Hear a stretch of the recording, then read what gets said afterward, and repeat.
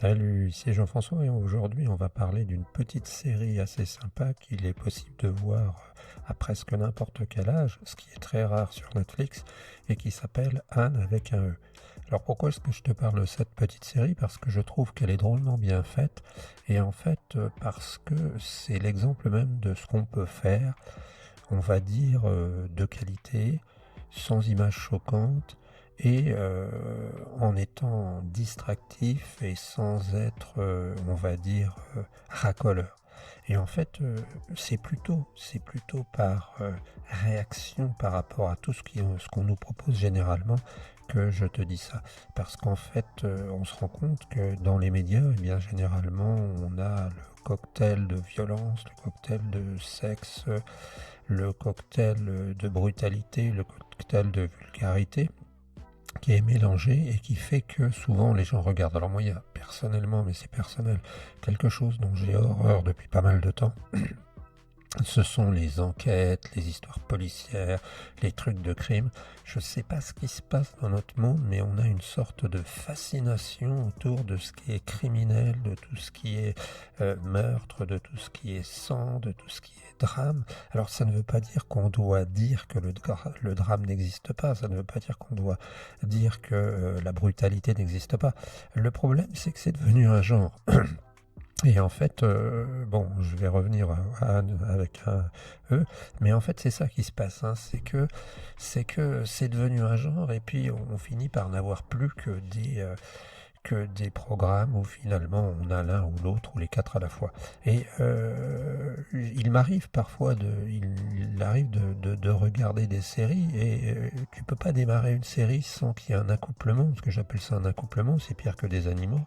Et puis, ou alors une scène de masturbation ou une scène de violence intense. Ou je me demande, tu vois, je me demande si c'est nécessaire, et je te réponds non, non, c'est pas nécessaire. Et cette petite série Anne avec un E, eh bien, elle est vraiment super parce que elle met de côté tout ça, bien qu'il y ait des problèmes puisque c'est une orpheline.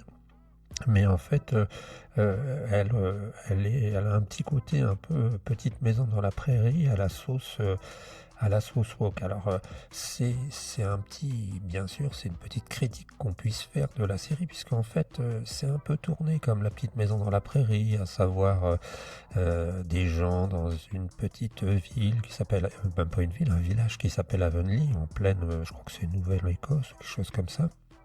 Et en fait, ils sont du côté du Canada et il fait froid donc c'est rude. Et puis il y a un couple pas tout à fait, enfin couple, un frère et une sœur qui ont demandé à l'orphelinat quelqu'un pour venir les aider, un petit garçon. Et en fait, ils reçoivent une petite fille. Et de là, on va suivre la petite fille qui est à peu près vers 10 ans au début et qui finit à 16 ans pour l'instant. Et en fait, c'est pas mal fait sur plusieurs saisons, et bien on suit ces histoires. Alors bien sûr, c'est un peu rocambolesque, bien sûr, c'est un peu compliqué, mais on ne tombe pas dans le piège qui aurait été de simplement vouloir faire des épisodes les uns après les autres sans s'arrêter.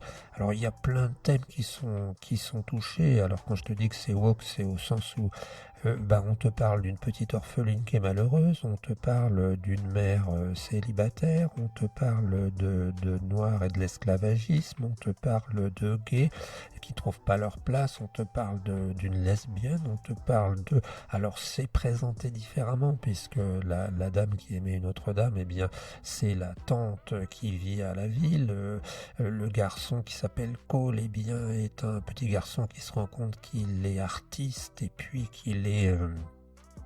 qu'il est aussi homosexuel. Ça pourrait devenir très indigeste parce qu'au bout du moment, on a l'impression, je te dis, j'ai calculé, j'ai regardé, on en discutait, mis à part les handicapés ou le monde handicapé, il n'y a personne qui manque à l'appel. Tu peux faire tous les cas de figure en triangulation, les écrire sur un papier sous forme d'un cercle et les relier l'un à l'autre, tu réussis forcément à trouver quelqu'un qui représente ça. Alors, il y a des scènes un peu surréalistes aussi parce que la fameuse Anne, eh bien, il y a du militantisme, on dira, féministe, hein, parce que la fameuse Anne, eh bien, elle est militante, elle est aussi artiste. Il y a beaucoup de choses qui pourraient paraître indigestes là-dedans.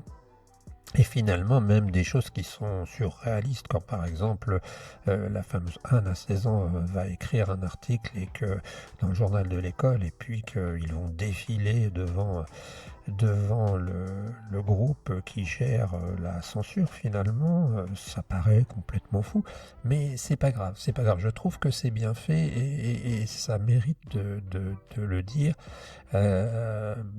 Bien sûr, ben, on peut se dire que c'est une fiction et que on passe du temps à regarder quelque chose un peu sur le mode du divertissement. Il y a quelqu'un qui a écrit la dictature du divertissement et en fait c'est un peu ça si tu veux, c'est que bon on s'assoit et puis on pense à rien d'autre, mais l'homme n'est pas fait que pour réfléchir ou écouter de la musique, de la grande musique tout le temps. Et que fait pour, je ne sais pas moi, aller voir des sculptures de Michel-Ange et il n'est pas fait que pour ça. Et de temps en temps, je pense, il est bien de s'accorder des moments récréatifs. Parce que ce que j'aime bien avec cette série, c'est que en fait, cette jeune fille, elle est très attachante. Les acteurs jouent presque tous parfaitement. J'adore Matthew, qui est vraiment le type un peu dépassé, le frère. Frère et la sœur n'ont jamais vraiment eu d'histoire d'amour complète. La sœur est un peu coincée aussi.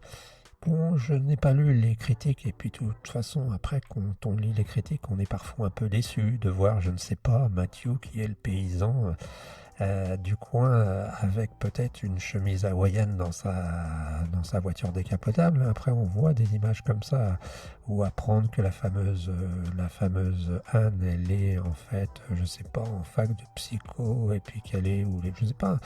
On- c'est pas encore, j'ai pas encore lu ça, donc je peux pas te dire, te parler. D'autre part, je sais pas si tu as remarqué, mais dans certaines séries, eh bien, c'est difficile de trouver des renseignements. Parce que quand tu fais des recherches sur un film, c'est assez facile. Tu vas regarder, tu as des commentaires. Et souvent, les séries comme ça partent de gens, et qui plus est là, avec des gens qui sont peu âgés. Quand on prend des gens qui sont souvent pas des seconds rôles, hein, mais des acteurs qu'on voit moins, ou pas beaucoup, eh bien, ça lance même des gens parfois. C'est difficile d'avoir des renseignements, même parfois des Wikipédia. On arrive à savoir. Alors je regarderai plus tard, hein, quand j'aurai fini complètement. Et puis je te recommande cette petite série.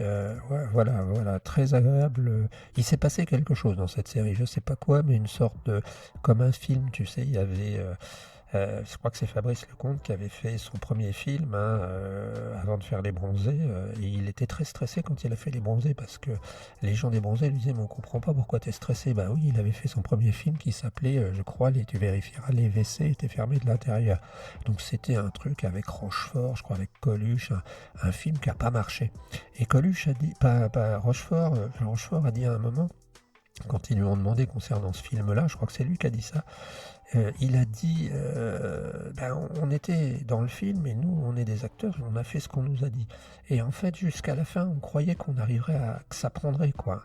Et ben, c'est un tout petit peu, j'ai l'impression, parfois, un film comme une mayonnaise.